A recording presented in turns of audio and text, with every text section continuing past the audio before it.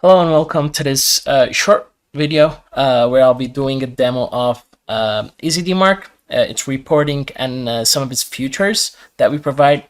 When a user signs up on our system, we essentially let him add the domain that he wants to deploy DMARC on, and we provide the user a DMARC record that needs to be added in the DNS zone of that specific domain.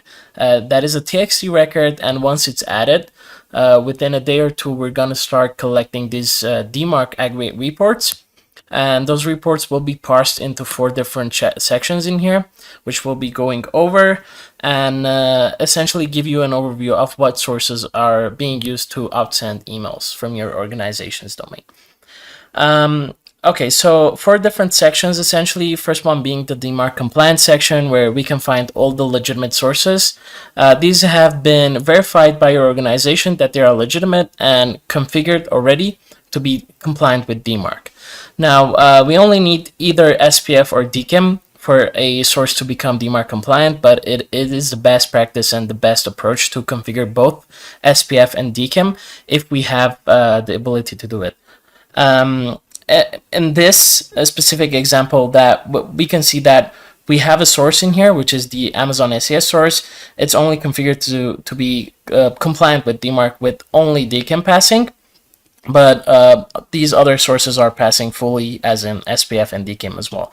Now, if we expand this Amazon SES section in here, we can see the detailed results of these emails, and we can see that both of these are essentially passing the validation point, where SPF is essentially passing by whitelisting the IP addresses, and DKIM is validating those public and private keys.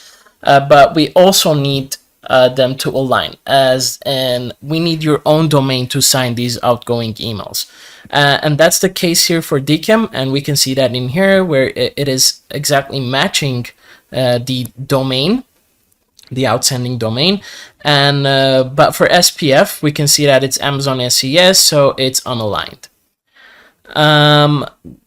Also, going into the non-compliant section, this is where we'll see where our system will detect legitimate sources, as in known sources. For example, again, Amazon SES, these are most likely bounces, Tipaldi, Mimecast, and so on. And we actually provide the user the guidance to configure the SPF and the DKIM with these small gear icons in here. And now the main thing that the user needs to do, since he is on the non-DMARC policy, which is the monitoring, is essentially verify all the legitimate sources and get them under DMARC compliant, so we can initiate the enforcement process.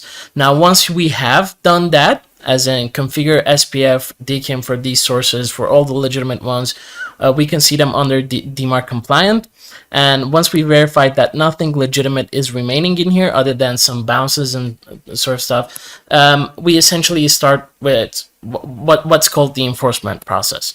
Now, DMARC has 3 policies. First one being none, which is again the monitoring, where you're monitoring everything. You're not enforcing any policies. You're not telling DMARC to do anything with these non-compliant emails.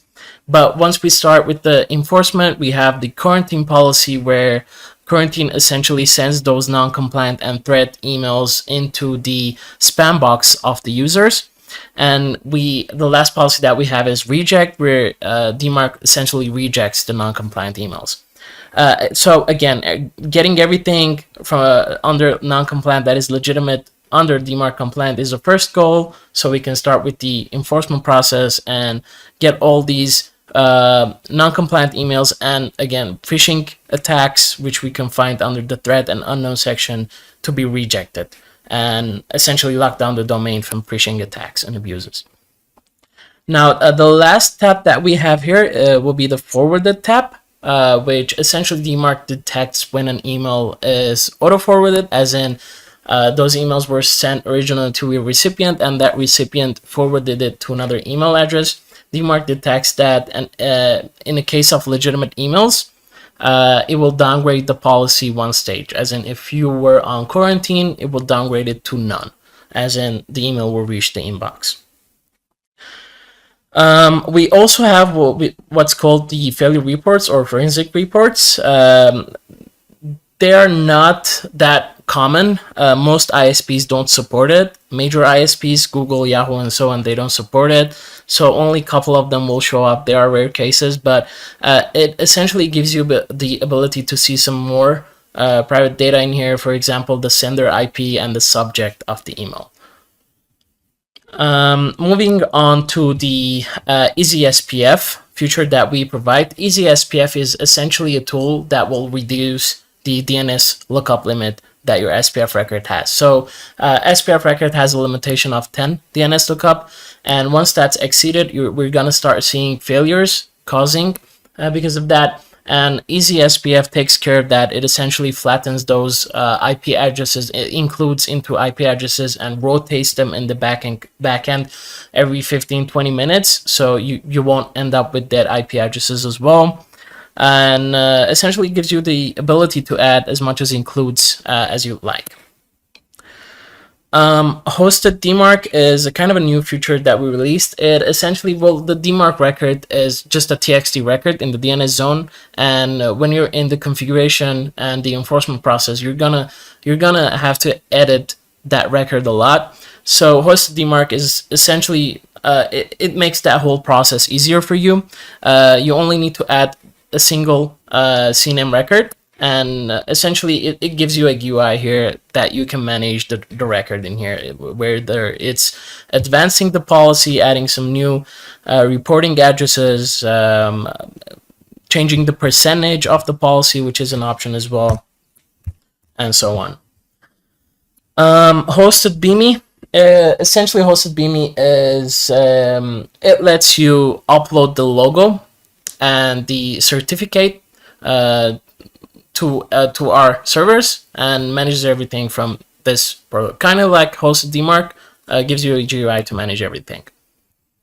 So yeah, next is the reputation monitoring, which lets you add IP addresses and even domains, and it will constantly monitor them for you and let you know if they get blacklisted anywhere. Next up would be the email investigation tool, which lets you send out a test email when you're in the configuration process and you've just configured the source. You don't have to wait up to a day to receive those DMARC aggregate reports, because they do take 24 hours to come in.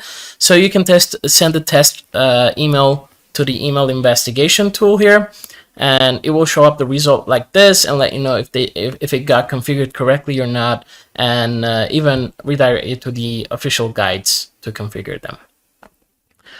Lastly, I do want to go over the users and access features that we provide. We essentially give you the ability to invite, add users, and give them specific permissions to a domain, whether it's just only to view the reports, to monitor them, or even admin accesses for editing easySPF and so on. And lastly, we do have alertings as well, where you can set up alerts. For example, you can set up an alert to receive an email if one of your domains is getting phished more than 10 times a day, and so on. Last thing before we end the video, I want to mention that MTASS and TLS reportings, we do have lookup tools for them, where you can look up and generate the records, but TLS reporting is coming soon, so that's something to keep in mind.